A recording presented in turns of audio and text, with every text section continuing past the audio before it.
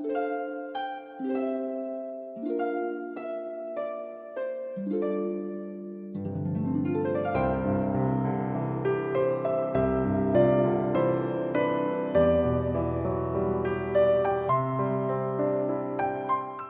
bonjour à chacun et chacune, surtout à ceux que je n'ai pas pu saluer, et aussi bonjour à nos chers auditeurs qui nous écoutent et qui prennent plaisir à nous entendre, surtout à entendre la parole de Dieu. Je remets juste ce moment entre les mains du Seigneur pour que nous puissions avoir le cœur à entendre sa parole. Père Céleste, Dieu de gloire, je te dis merci encore pour ce privilège que j'ai de pouvoir annoncer ta parole selon la vérité.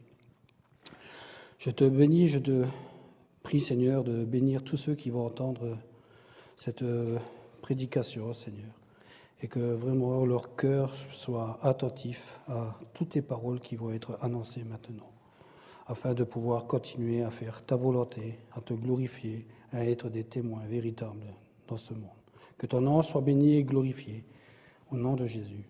Amen. Nous sommes toujours dans la prédication suivie de 1 Jean, et nous allons voir le chapitre 5, des versets 1 à 6. Mais avant de faire la lecture, je vais juste vous rappeler que la semaine dernière, notre frère nous a présenté, dans la fin du chapitre 4, nous a présenté l'amour parfait de Dieu, banni la crainte. Mais dans le chapitre 5, c'est un tout autre thème qui est annoncé. Et tout le monde a déjà vu le Tour de France. Et nous savons tous comment ça fonctionne. Il y a un départ qui est donné et il y a une arrivée. Mais pendant tout ce parcours, les cyclistes passent sous une arche qui indique 1 kilomètre avant la fin de l'arrivée. Et le chapitre 5 de 1 Jean, est justement le dernier kilomètre avant la fin de la première épître. Et aujourd'hui, nous arrivons à cette arche. Dans 1 Jean, introduit un nouveau thème, celui de la vie victorieuse. Et cette vie victorieuse est étroitement liée par la foi, l'amour et l'obéissance à la parole de Dieu. Lorsque nous lisons le dernier verset du chapitre 4, il est écrit, verset 21, « Et nous avons de lui ce commandement, que celui qui aime Dieu aime aussi son frère. » Et ce dernier commandement est lié avec la suite qui vient. Et c'est pour ça que je vous invite à prendre votre Bible en 1 Jean 5, et je ferai la lecture du verset 1 à 6. « Quiconque croit que Jésus est le Christ est né de Dieu. Et quiconque aime celui qui l'a engendré aime aussi celui qui est né de lui. À ceci, nous reconnaissons que nous aimons les enfants de Dieu, quand nous aimons Dieu et que nous pratiquons ses commandements. Car l'amour de Dieu consiste à garder ses commandements, et ses commandements ne sont pas pénibles. Parce que tout ce qui est né de Dieu triomphe du monde, et voici la victoire qui triomphe du monde, notre foi. Qui est celui qui triomphe du monde, sinon celui qui croit que Jésus est le Fils de Dieu? C'est lui, Jésus-Christ, qui est venu avec de l'eau et du sang. Non avec l'eau seulement, mais avec l'eau et avec le sang. Et c'est l'Esprit qui rend témoignage, parce que l'Esprit est la vérité. C'est pourquoi ce matin, j'aimerais voir avec vous 2 descriptions. La première description, c'est qui va du verset 1 au verset 5.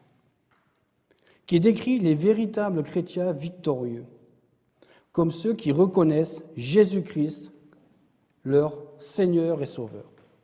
Mais dans cette description, nous aborderons 4 caractéristiques du chrétien véritable. La première caractéristique du chrétien véritable consiste en une foi qui sauve. Et ça, c'est dans le verset 1a. La deuxième caractéristique, c'est le test moral de l'amour. Toujours le verset 1, mais la partie B.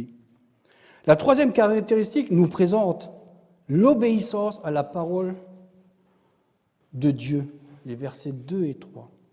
Et la quatrième caractéristique sont les liens indissociables de la victoire sur le monde, versets 4 et 5. Et la deuxième description, c'est le verset 6, qui est le propre témoignage de Dieu pour confirmer que Jésus est le Christ. Et le titre du message pour nous ce matin, c'est « La foi en Christ est le secret d'une vie victorieuse ». La première description, versets 1 à 5, donc décrit les véritables chrétiens qui sont victorieux, comme ceux qui reconnaissent Jésus-Christ, leur Seigneur et Sauveur. Et Jean revient de nouveau sur des preuves de la nouvelle naissance. C'est la doctrine, le test de la foi. C'est la première caractéristique que nous allons voir ce matin, c'est la foi qui sauve. Et le verset 1 commence avec « Quiconque croit que Jésus est le Christ est né de Dieu ». Le premier mot de ce verset est « quiconque ». Mais qui est-ce, ce quiconque? Celui qui aime Dieu aime son frère. Alors qui est donc le frère? C'est quelqu'un qui a manifesté qu'il est né de Dieu et qui croit que Jésus est le Christ. Et cela s'appelle la nouvelle naissance. Et cela ne se réalise que par la foi en Jésus-Christ. Nous avons ensuite le verbe « croire » qui est ici, qui est conjugué à la troisième personne du singulier, « croire », évoque une foi constante. Et cela souligne aussi que le croyant véritable garde sa foi tout au long de sa vie. Croire, ce n'est pas simplement un engagement intellectuel à un fait, mais à un engagement d'une vie envers Jésus-Christ. Notre foi porte sur la personne de Jésus, et particulièrement sur le fait qu'il est le roi de Dieu, c'est-à-dire le Messie promis, envoyé pour enlever le péché du monde pour quiconque mettra sa confiance en lui. Amen. Si tu crois réellement cela, c'est la preuve que tu es né de nouveau. Cette foi en Jésus-Christ va de pair avec la confession qu'il est le Fils de Dieu. Dans le chapitre 4, verset 15, et en Ésaïe 9, versets 5 à 6, nous dit ceci. 1 Jean, chapitre 4, verset 15. « Celui qui déclare publiquement que Jésus est le Fils de Dieu demeure en lui et lui en Dieu. » Ésaïe, l'Ancien Testament, Ésaïe 9, versets 5 et 6, dit ceci. « Car un enfant nous est né, un fils nous est donné, et sa souveraineté reposera sur son épaule. On l'appellera l'admirable, conseiller, Dieu puissant, Père éternel, prince de la paix. Renforcer la souveraineté et donner une paix sans fin au trône de David et à son royaume. L'affermir et le soutenir par le droit et par la justice, dès maintenant et à toujours. Voilà ce que fera le zèle de l'Éternel des armées. Voilà ce que fera le zèle de l'Éternel des armées. Et ceci fait partie de la première caractéristique du chrétien, la foi qui sauve. S'il y a une seule chose à retenir de la foi qui sauve, ce sont ces 3 points. Une foi constante. La foi constante porte sur le Christ, qui est le Messie, et cette foi authentique correspond à la nouvelle naissance.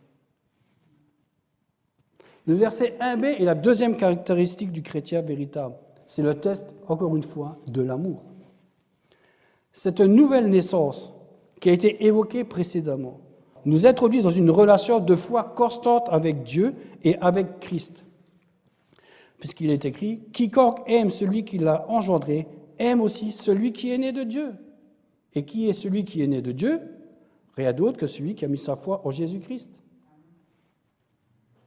Étant né de Dieu, c'est une personne qui aime Dieu et tous ceux qui sont engendrés de Dieu, donc les enfants de Dieu, puisque nous nous disons nous-mêmes enfants de Dieu.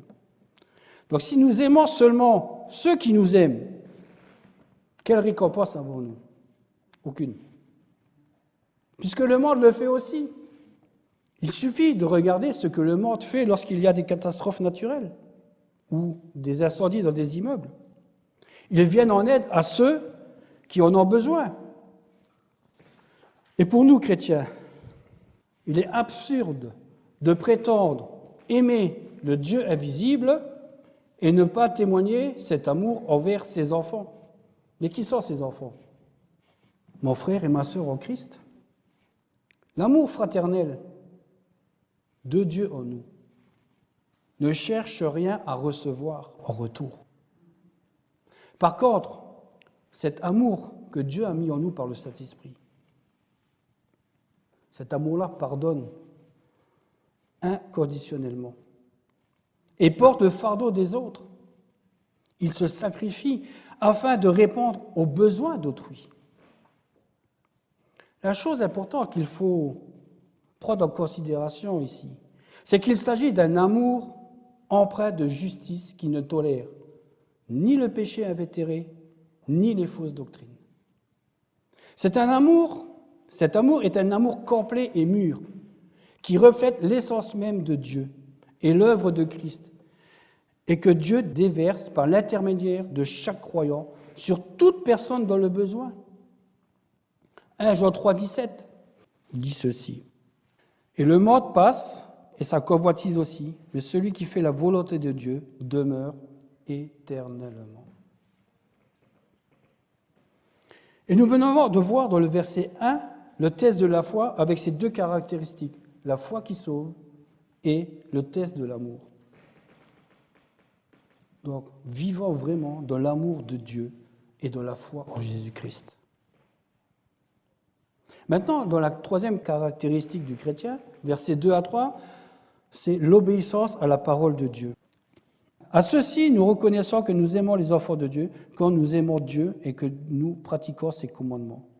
Car l'amour de Dieu consiste à garder ses commandements et ses commandements ne sont pas pénibles. Donc, à ceci, nous reconnaissons que nous aimons les enfants de Dieu. Quand nous aimons Dieu et que nous pratiquons ses commandements. Cette affirmation du verset 2 découle de la vérité exprimée au verset 1. Nous avons dans ce verset le lien indissociable entre l'amour et l'obéissance. Si pour vous, il vous est impossible d'aimer Dieu sans aimer ses enfants, il vous est donc impossible d'aimer véritablement les enfants de Dieu, c'est-à-dire mon frère et ma sœur en Christ, sans aimer Dieu. C'est impossible. Je ne peux pas dire, je prie le Seigneur, j'aime Dieu, mais je n'aime pas mon frère en Christ. Et vice-versa. Parce que les deux choses-là, l'amour pour Dieu et l'amour que nous avons pour les uns et les autres, sont liés. Pourquoi ? Tous ceux qui sont sauvés par la foi véritable en Christ ont le désir d'accomplir la volonté de Dieu. N'est-ce pas ? On a tous ici le désir de faire la volonté de Dieu. Amen. Donc, cette relation qui coexiste mutuellement, elle est aussi dynamique. Et la preuve véritable de l'amour et de l'obéissance est la preuve incontestable de la foi que nous avons mis en Jésus-Christ. Il n'est rien d'autre que l'amour que nous avons les uns pour les autres.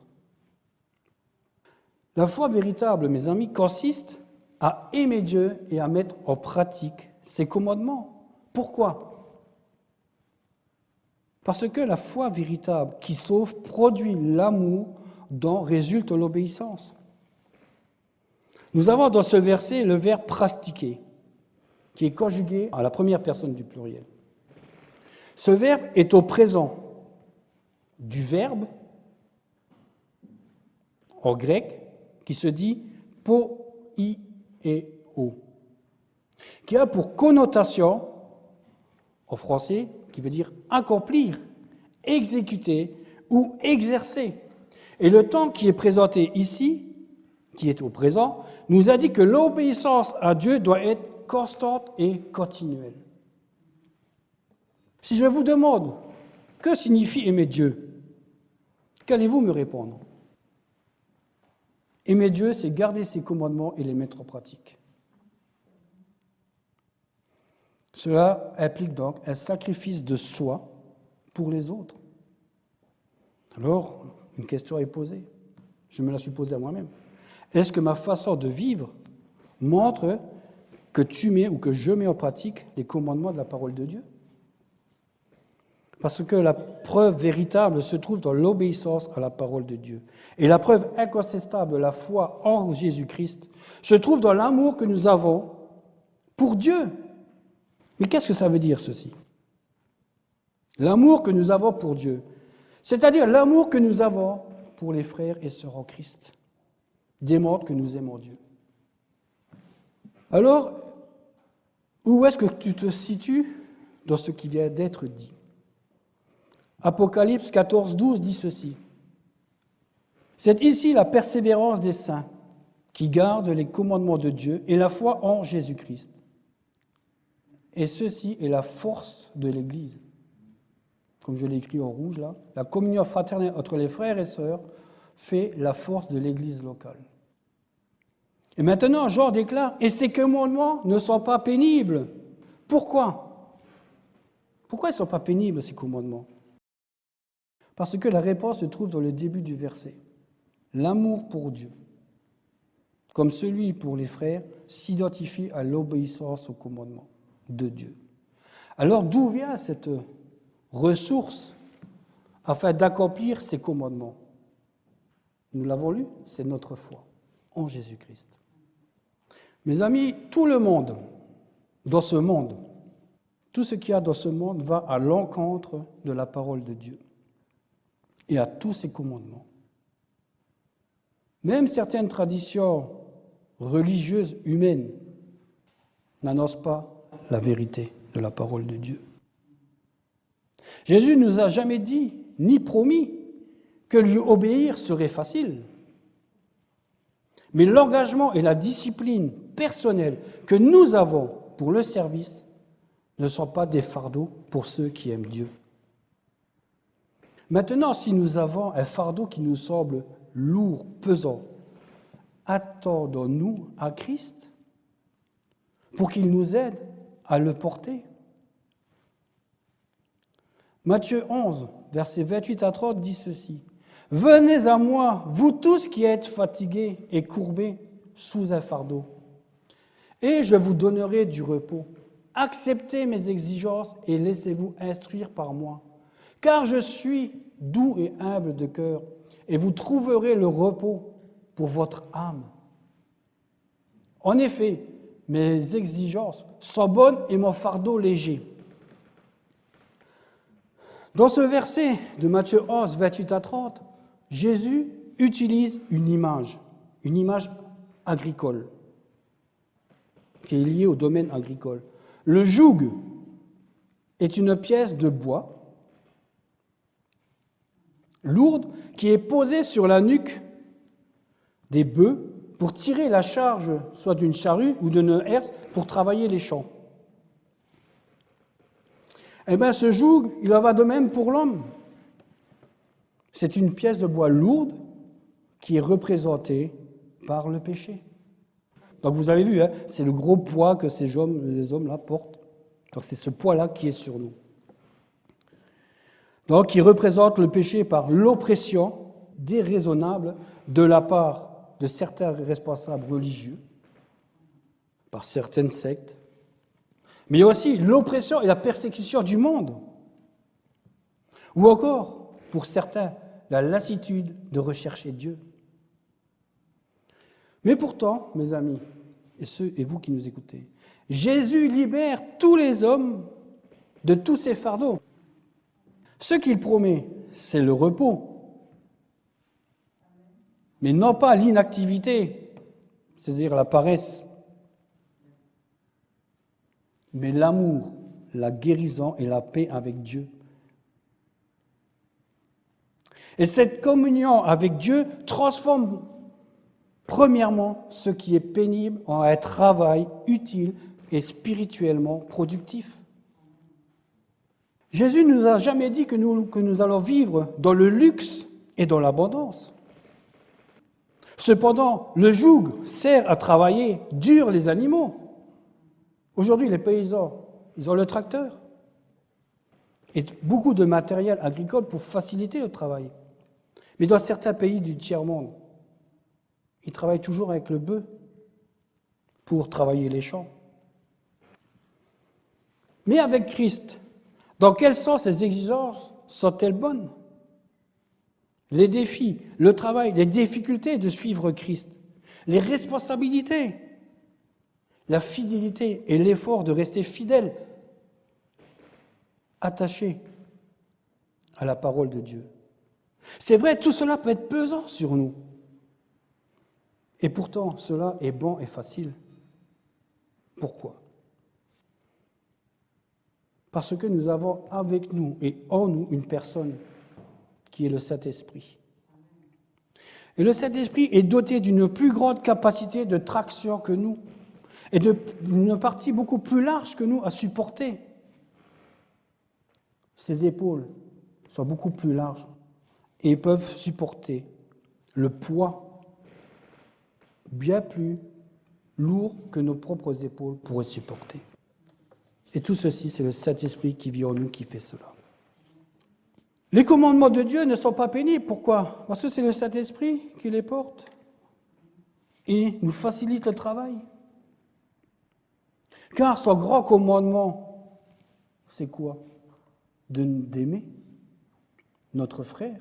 Et aimer, ce n'est pas difficile à aimer quelqu'un. Si l'amour de Dieu vit en nous, bien entendu.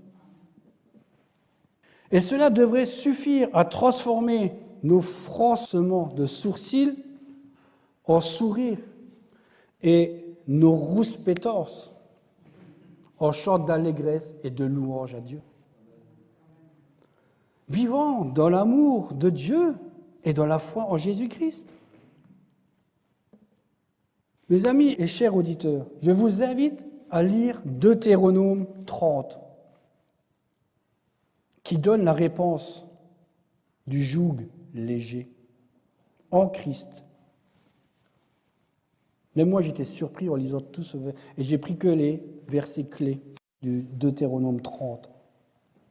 Et le verset clé de Deutéronome 30 est celui-ci, le verset 11. « Ce commandement que je te prescris aujourd'hui n'est certainement point au-delà de tes forces et hors de ta portée. »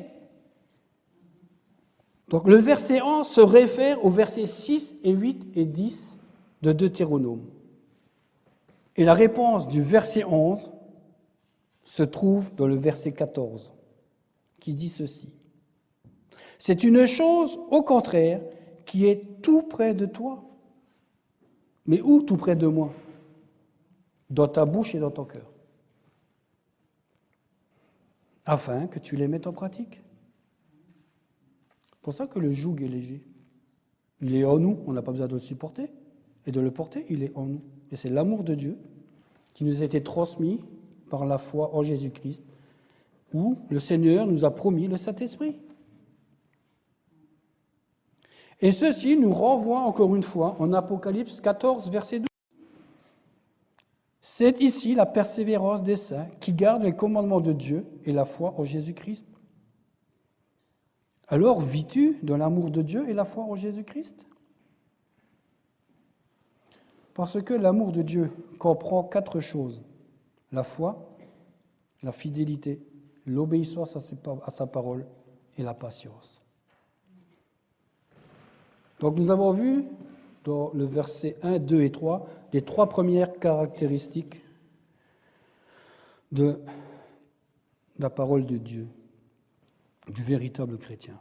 La 4e caractéristique, c'est le verset 4 et 5,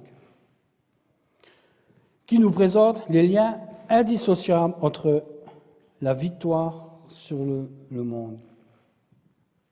Versets 4 et 5 dit ceci. « Parce que tout ce qui est né de Dieu triomphe du monde, et voici la victoire qui triomphe du monde, notre foi. » Qui est celui qui triomphe du monde, sinon celui qui croit que Jésus est le Fils de Dieu? Ces 2 versets nous présentent le secret de la victoire sur le monde. Nous avons dans ces 2 versets une définition claire de ce qui sont les croyants victorieux. Qui sont-ils d'après vous? C'est écrit, ce sont tous ceux qui croient que Jésus est le Fils de Dieu. Avec tout ce que cela signifie. Jésus est le Christ, le Messie promis. Cette affirmation implique tout ce qui est vrai à son sujet dans la parole de Dieu, du Nouveau Testament jusqu'à l'Apocalypse. Il est le Fils de Dieu, la deuxième personne de la Trinité,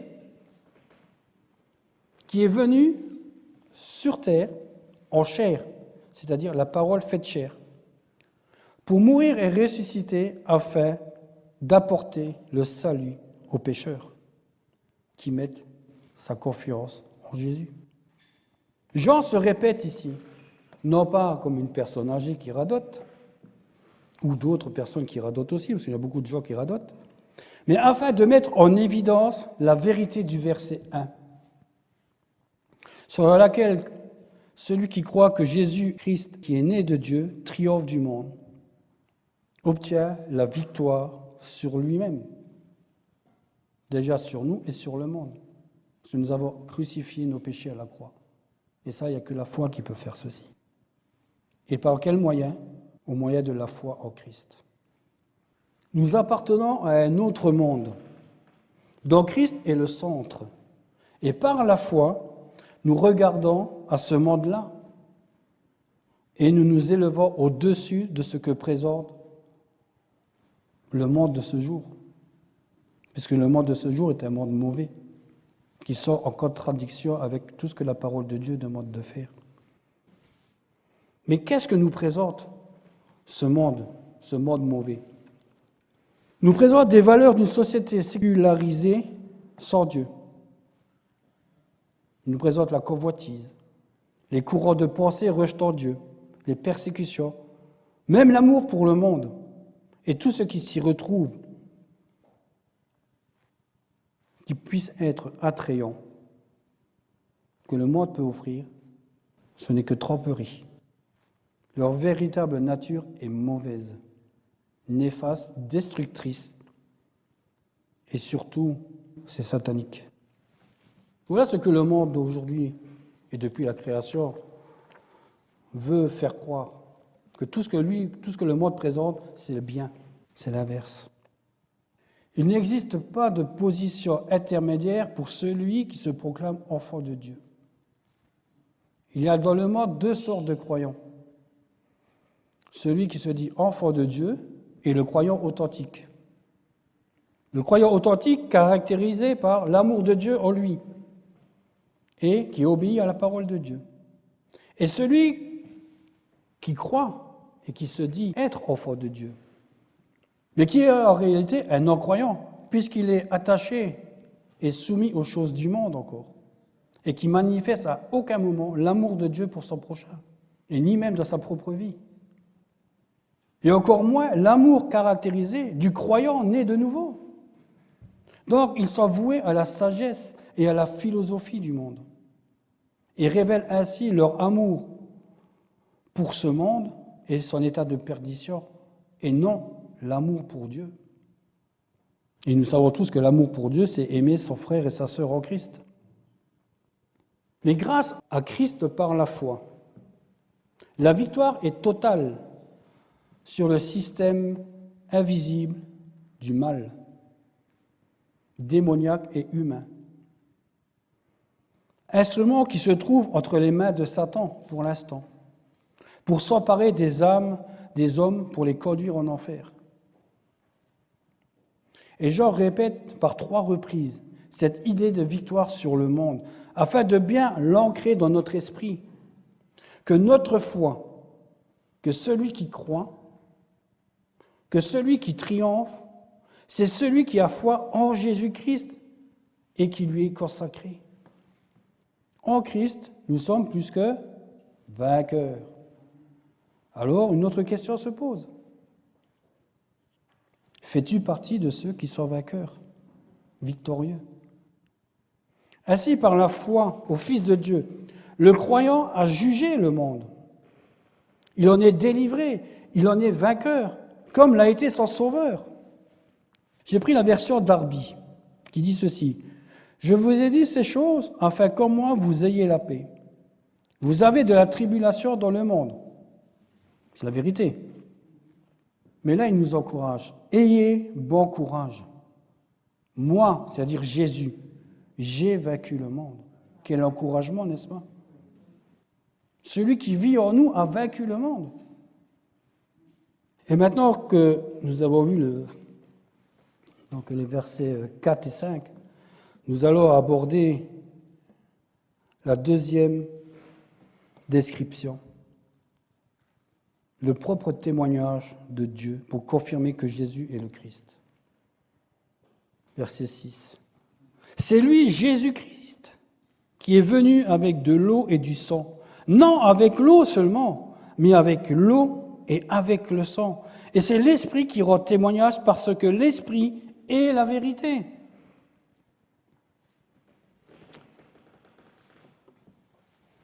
Et dans ce verset, nous avons le propre témoignage de Dieu pour confirmer que Jésus est le Christ. Et il y a deux descriptions. Dans les 5 premiers versets, l'apôtre Jean a présenté la vie éternelle qui est en Christ, dont la venue sur la terre est la source de notre communion avec le Père et le Fils, et le fondement d'une pleine joie. Maintenant, dans le verset 6, ce témoignage est le terme central de cette section. Ce passage tourne autour du témoignage de Dieu et de l'Esprit qui apporte au monde la vérité fondamentale de la divinité de Jésus-Christ. Ici, dans ce verset, Jean nous montre le propre témoignage de Dieu pour confirmer que Jésus est le Christ. Il en a déjà parlé en Jean, chapitre 5, des versets 31 à 37, mais aussi, toujours en Jean 8, versets 13 à 18. Et là, dans ce verset, il nous présente 2 témoignages. Le premier témoignage, il est externe, et il va du verset 6 au verset 9. Et le deuxième témoignage, il se trouve interne, qui va du verset 10 au verset 12. Et maintenant, nous allons voir que la première partie, c'est-à-dire le verset 6 du témoignage externe.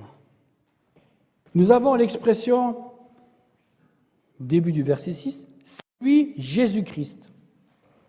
Jésus présenté au verset 5 comme l'objet de la foi, le sauveur auquel notre foi doit s'attacher pour être victorieuse du monde. Nous avons ensuite l'expression suivante, qui est venu. Donc c'est lui, Jésus-Christ, qui est venu. Et ce verbe se trouve au participe passé, qui montre que Jean pense au fait historique de l'apparition de Jésus, venu sur terre en chair. C'est ce fait qui exprime toujours le verbe venir dans le langage de Jean. Continuons avec la suite. Avec de l'eau et avec du sang. Donc l'eau et le sang constituent les témoignages objectifs extérieurs de l'identité de Jésus. Parce que l'eau et le sang nous renvoient au commencement et à la fin du ministère de Jésus sur terre. L'eau désigne le baptême de Jésus par immersion et le sang à sa mort à la croix du Calvaire ou de Golgotha, par lequel prit fin le ministère public de Jésus. Jésus s'est manifesté dans l'eau de son propre baptême. Jésus est aussi celui qui, en recevant son propre baptême, a institué le baptême chrétien, dans lequel le croyant devient enfant de Dieu par la foi. Il est aussi celui qui donne la vie. L'histoire de la Samaritaine. Je suis la vie, l'eau vive. Jésus vient aussi par le sang de la passion, de tout ce qu'il a subi jusqu'à sa mort. Mais c'est aussi le sang rédempteur qu'il versa pour remplir son ministère terrestre. Fait remarquable à prendre en considération, c'est que le sang, la mort de Christ, est la cause qui donne à l'eau du baptême sa vertu régénératrice. Je répète, chose à prendre en considération, c'est que le sang, la mort de Christ, est la cause qui donne à l'eau du baptême sa vertu régénératrice. Pourquoi Jean insiste sur ce sujet et accentue cette argumentation avec l'expression « non avec l'eau seulement, mais avec l'eau et le sang ». Parce qu'il y avait à cette époque un certain Cérinthe qui enseignait une certaine doctrine qui perdure encore jusqu'à aujourd'hui et qui dit ceci: le Christ divin descendit sur l'homme Jésus et à son baptême et le quitta avant la crucifixion et niait que la seule personne de Jésus-Christ était venue avec l'eau et le sang. Donc ça veut dire, il explique que lorsque Christ est mort à la croix, ce n'était pas Christ qui était mort à la croix, parce que l'Esprit avait quitté Christ. Et pourquoi Jean insiste-t-il sur l'eau et le sang pour contrecarrer cette personne? Parce que Jean était un témoin oculaire. Il a vécu avec Jésus. Il l'a vu mort, il l'a vu prendre son baptême, il l'a vu mort à la croix, il l'a vu ressusciter et élevé au ciel. Donc il ne pouvait pas admettre que cette personne puisse dire cela, afin de détourner des âmes perdues. Si Jean insiste spécialement sur le baptême de Jésus et son sacrifice volontaire, c'est que le premier a inauguré son œuvre rédemptrice et le second l'a consommée. Encore une question. Est-ce que vous êtes sûr de votre foi et conscient que Jésus est le Fils de Dieu? Jésus, le Fils de Dieu, est mort. Que sa mort et sa résurrection, aussi bien que son baptême par immersion, fait partie de l'œuvre messianique. Que la foi qui sauve, c'est la foi au Fils de Dieu, qui s'est solidarisé par le baptême avec notre humanité pécheresse et qu'il a donné pour elle, c'est-à-dire pour nous, sa vie à la croix. Et tout ça, c'est le plan de Dieu pour nous sauver. Nous, les créatures de Dieu, qui avons péché par un seul homme, et dont Jésus a libéré ceux qui croient en lui par un seul homme, par sa mort. Et dans ces deux circonstances, Dieu l'a proclamé son Fils et l'a fait connaître comme tel.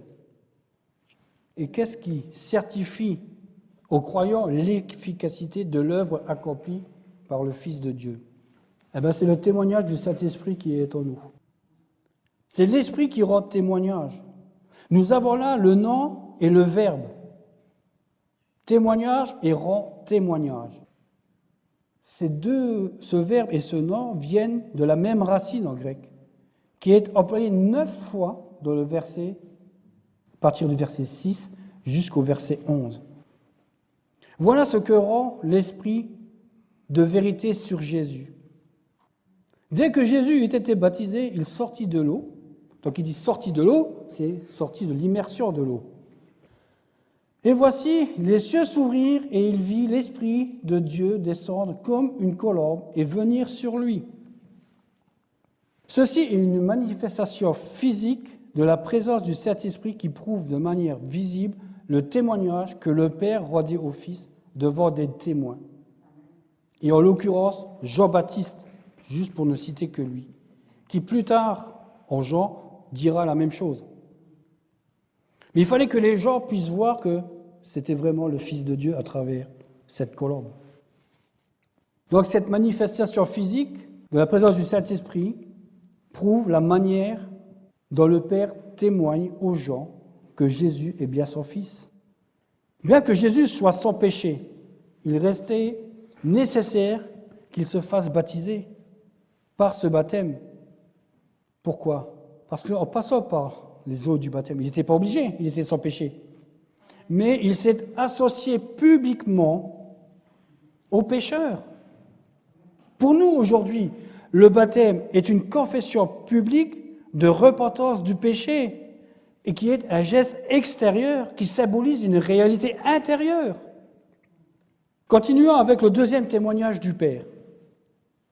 Après ce témoignage visuel vient le témoignage verbal de Dieu le Père, qui dit ceci. Dès que la colombe fut posée sur lui, une voix se fit entendre et dit « Celui-ci est mon Fils bien-aimé, en qui j'ai mis toute mon affection. » Deux témoignages, un physique et un verbal, et toujours devant des gens. Donc, ce témoignage verbal exprime l'approbation du Fils par le Père et la confirmation de son identité de Messie. Ésaïe 42, verset 1 dit ceci. « Voici mon serviteur que je soutiendrai, mon élu, en qui mon âme prend plaisir. J'ai mis mon esprit sur lui, il annoncera la justice aux nations. » Dieu le Père rend encore d'autres témoignages à son Fils dans son ministère par l'Esprit. Jean 14, 17, qui dit que l'Esprit est la vérité. Le Saint-Esprit est l'Esprit de vérité en ce sens qu'il est vrai. Il est la source et le révélateur de la vérité divine. 1 Pierre 1, verset 12 et Hébreux 7, verset 3, pour ceux qui prennent des notes. Et d'autres encore parlent de l'Esprit, et plus particulièrement au sujet de Jésus. Jean 15, 26, qui dit ceci. « Quand sera venu le Consolateur que je vous enverrai de la part du Père, l'Esprit de vérité qui vient du Père, il rendra témoignage de moi. » Parce que l'Esprit a joué un rôle prépondérant dans la conception de Jésus, c'est-à-dire l'annonce de sa naissance. En Luc 1, verset 35. L'Esprit était là pour le baptême de Jésus, en Matthieu 3, 16. L'Esprit était là à la tentation, en Luc 4, verset 1. Et durant tout son ministère terrestre, l'Esprit était avec Jésus. Mes amis et auditeurs, le Saint-Esprit de Dieu rend toujours témoignage à la vérité concernant le Seigneur Jésus. Vérité que Jean a exposée ici. Vérité que Jean rend témoignage que Jésus ne vient pas seulement avec de l'eau, mais avec l'eau et le sang, parce qu'il s'agit de la vérité de Dieu. L'Esprit est la vérité. Il est comme Christ l'est lui-même, en tant qu'il est la vie. Jean 14, 6. Je suis le chemin, la vérité et la vie. Et nul ne peut aller au Père que par lui. La vie de Dieu manifestée et communiquée aux hommes par le Saint-Esprit. Et de nos jours, c'est la parole de Dieu qui nous communique tout ceci. Et par conséquent, c'est la réalité suprême. Ce qui m'amène à la conclusion. Nous avons à reconnaître notre frère comme notre frère, quiconque croit en Jésus, le Christ, le Fils de Dieu, quel qu'il soit. Il n'est pas question de choisir ceux qui nous plaisent. Oui, mes amis, chers auditeurs, il se peut que dans l'ensemble de l'Assemblée, peu importe où on se trouve, il y a des frères et sœurs en Christ qui nous déplaisent sur le plan naturel, soit par leur éducation ou par leur habitude, ou ne rien avoir en commun avec eux, sur le plan biblique, sur certains rapports aux choses de Dieu. J'explique. Si on est jeune croyant, par rapport à un qui est plus affermi dans la parole de Dieu, il y a des choses que le jeune croyant ne pourra pas comprendre tout de suite. Or, ce sont justement ces personnes-là qui nous soumettent au test doctrinal de l'amour de Dieu. Si nous aimons les frères qui sont simplement gentils et agréables avec nous, qui nous invitent tous les dimanches et vice-versa à venir manger, nous ne faisons que ce que le monde fait, ou que n'importe qui pourrait faire. Il n'y a pas de gloire à faire ceci. Et si vous aimez simplement ceux qui vous aiment, quelle récompense avez-vous? Aucune.